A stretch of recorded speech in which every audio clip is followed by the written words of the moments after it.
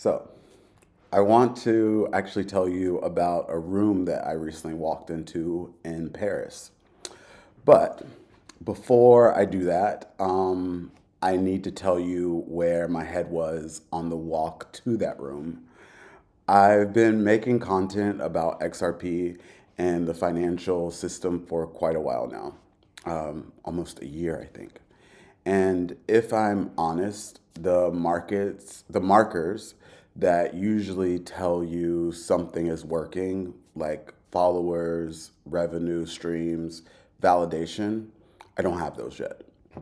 And so walking toward a room full of people who actually are inside the space that I talk about, actually building inside of it, actually living inside of it, I felt like an absolute fraud. On the walk there, I reminded myself I didn't have to perform anything. I could just observe. I could just listen. I could just be a person in a room who was genuinely curious. And then I walked in. There was a lot of chatter, the kind of chatter that tells you that people are genuinely having a good time, happy to see each other. There was jeans and t-shirts next to suits and ties. There were champagne flutes, cocktails. The room was bright, warm, alive in a way I didn't expect. And then I saw a pink suit jacket. I walked straight towards it. The man wearing it, his name was Kennedy. He told me he wore it to stand out that night. And then he started to tell me about what he was building. It involved climate risk and insurance, about farmers losing everything to droughts or other natural disasters, about the possibility of someone losing everything on a Monday and having money in their hands by Tuesday morning, about almost 20 years in a system that gave him enough frustration and enough understanding to decide to build something different. I didn't follow every word, but I felt every word. And that conversation grounded me. Whatever I thought I was doing there, whatever qualified me to be there or didn't, I started to realize something. This, what he was explaining, was real. These people were real. What they were building was very real. And then the presentation started. 7 presentations, 9 builders. 3 months of work distilled into just a few minutes each. And I want to be honest with you about how I experienced it. I'm not a developer. I don't speak the language of blockchain architecture or technical infrastructure natively. There were moments in the room where the words being used assumed a familiarity that I don't have. And I sat with that. I let some of it wash over me, but before it washed over me, something else arrived first. It started around the second or third presentation. And it wasn't a single word or a single idea. It was a pattern. The same values kept surfacing across completely different problems, being solved by completely different people. It was trust, efficiency, decentralization, voice. And I want to again be honest here. I don't know how deeply those words are held by each of those people, or how much of it comes from being inside of that space. I can't know that from just one evening.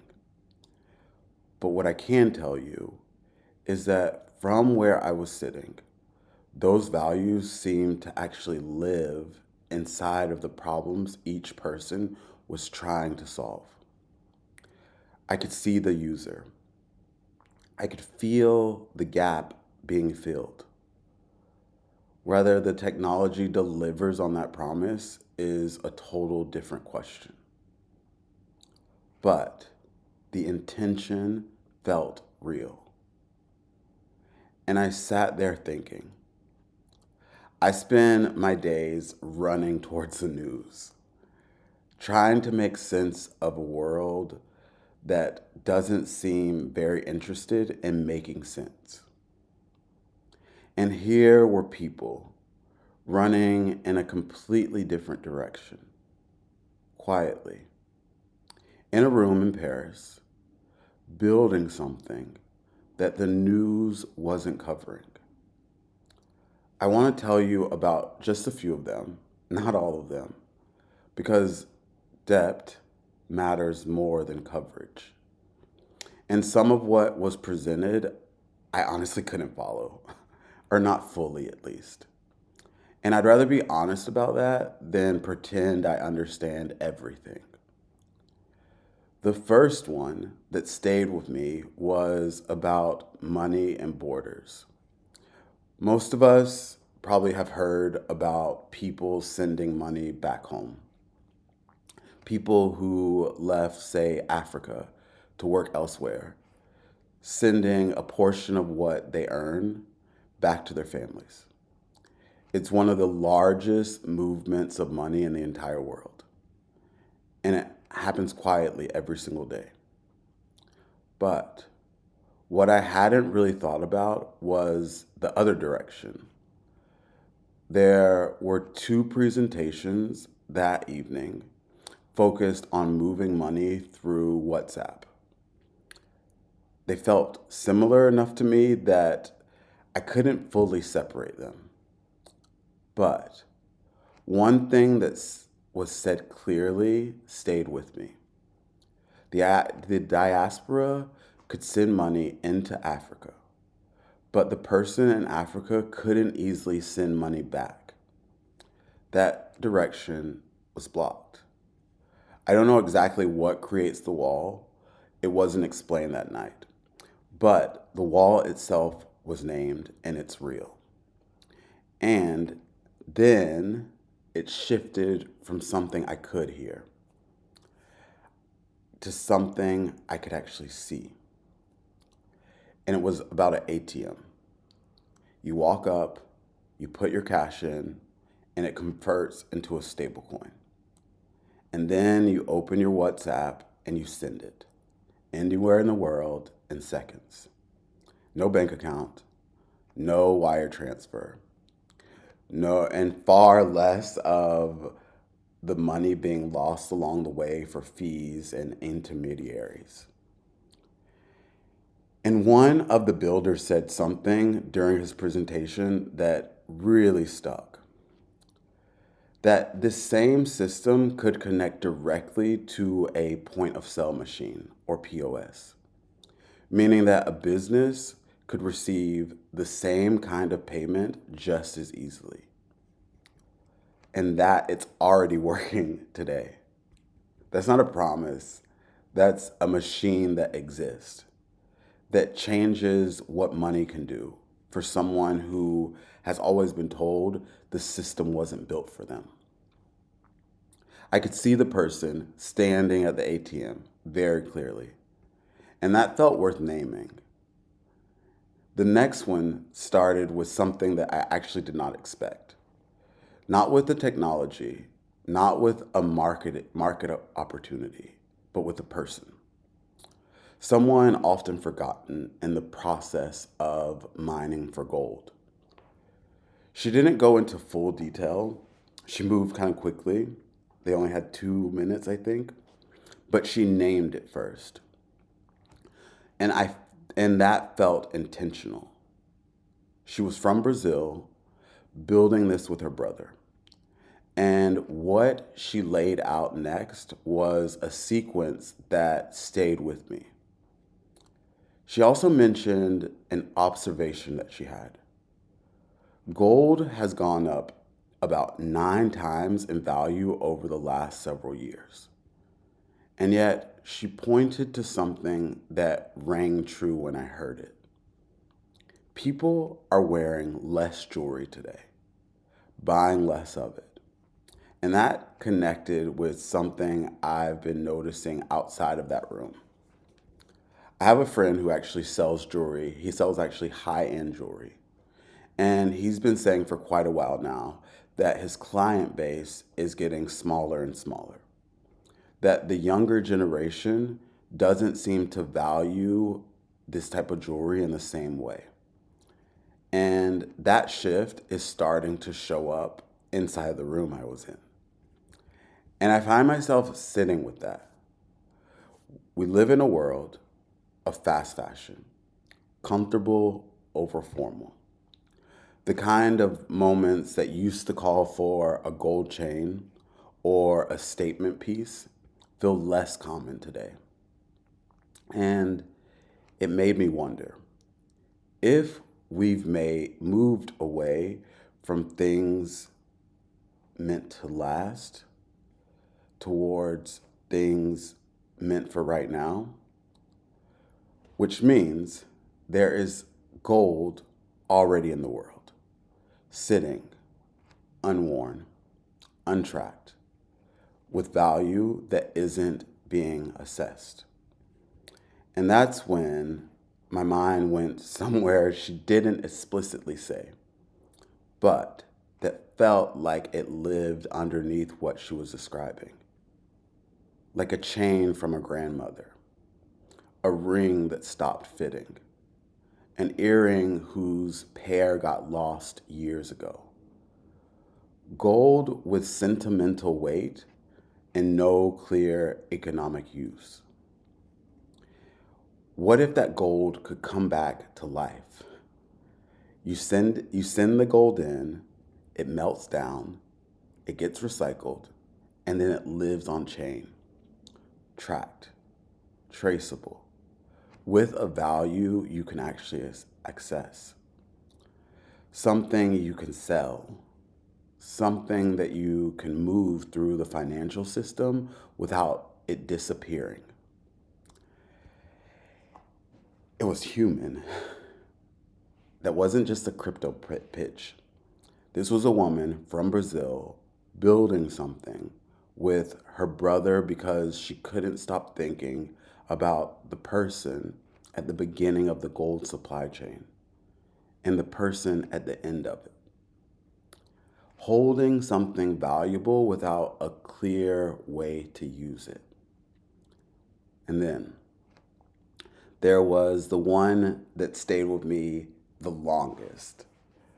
This was my second time in this space. And something I've noticed both times is who was actually in the room and building inside of it. The range of faces, of countries, of backgrounds. People who, from my experience of the world, haven't always had a seat at the table where innovation and change get decided. And that alone felt like worth naming before I actually tell you what he was building. So, his name was Alan. He's a technical director of Civic Voices based in Nairobi, Kenya. And he opened with something I was not expecting. He showed images of officials fighting during a meeting, actually a town hall, a space meant for people to have their voices heard. And the image that he chose to open with was the people inside of it, fighting. And then he named something simple and actually devastating. The way these town halls are structured, only certain people can attend. The ones with the financial freedom to take time away from work. The ones who don't have to choose between showing up and getting paid. And so, the decisions that come out of those rooms, the ones that shape policy, governance, and the direction of entire communities, are made by just a few people who can afford to be there. Everyone else just lives with the outcome. He wasn't angry about it when he said it.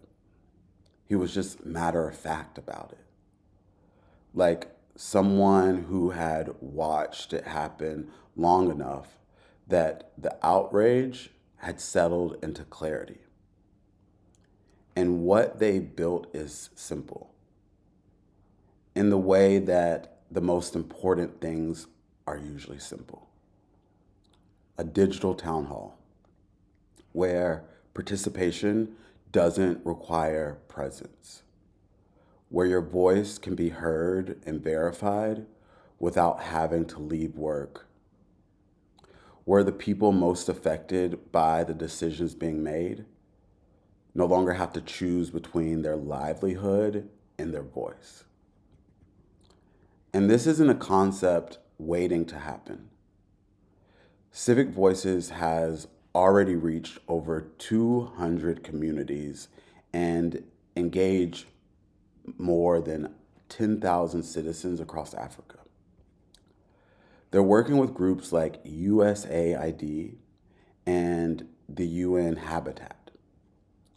It's already running, a seat at the table that they didn't previously have access to. I sat with that actually for quite a while because everything else in that room that evening, the payments, the gold, the insurance, the packages crossing borders, all of it was solving for access to money and resources. And those things matter. They actually matter quite a bit. I would say enormously. But this was solving for something that has to come before all of that. If the people those solutions are built for don't have a voice in how they get built and what gets prioritized and what the rules will be are what they are, then the technology serves the few once again, just with better infrastructure. It's often money and work that keep people from participating in life, from being in the rooms where things get decided. And here was someone building a way in for the people who have never been able to walk through those doors. That's the one that stayed with me the longest. And I want to sit with something before we close.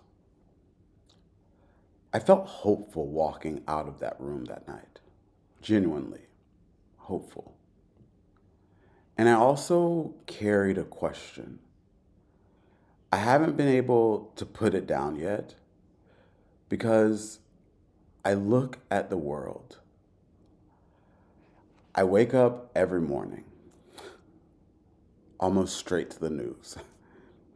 I see banks fighting to keep additional yield out of the hands of the customers whose money that it actually is or who earned it. The people that earn the least seem to be paying higher percentages in taxes than the people that earn the most. Conflicts unfolding with reasoning that still feels unclear, if it's given at all. People struggling to pay their bills while being told the economy has never been stronger.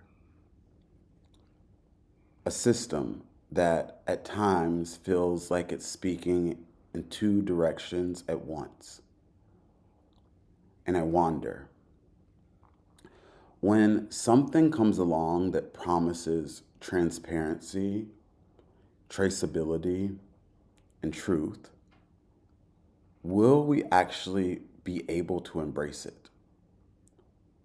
Or will we shape it into whatever version of the truth makes the next move easier to justify? I actually don't know the answer. And yet I keep coming back to what I saw in that room.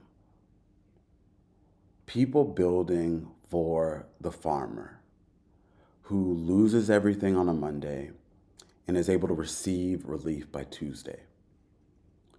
For the citizen in Kenya whose voice doesn't get counted because work won't let him get to the room where decisions are made. For the family in Africa separated from the person who left to build a better life. Not just by distance, but by a financial wall that makes even sending money in both directions feel like asking for permission. Those problems are very real. And so are the people that I watched. They spend 3 months of their lives trying to solve real problems. That's not nothing. In a world that can feel like it's moving in one direction, there are people quietly moving in another, building toward something the news isn't covering yet, building for the people who need it most. I walked into that room feeling like a total fraud.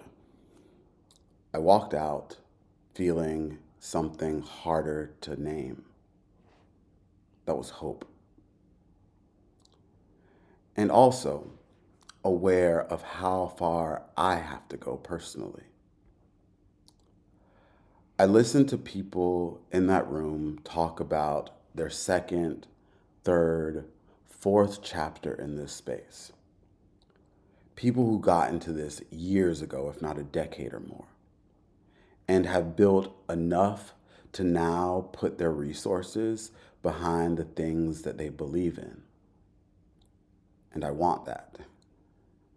Not just the money, but what the money would allow me to do with it. To stand behind rooms just like that. To invest in projects like the ones that I watch being presented. To move from observer to a participant. I'm not there yet. This work hasn't rewarded me in the traditional ways that would make that possible today. But I left that room knowing that that's what I'm building towards, even if I can't fully see the path yet. And in a world that makes it hard to feel that kind of clarity, that felt like more than enough. That hope, the possibility, the opportunity to stand behind something that serves those that have been forgotten about. So, if you want to look further into what's being created in this space, the room I walked into is called XRP Commons. It's based in Paris.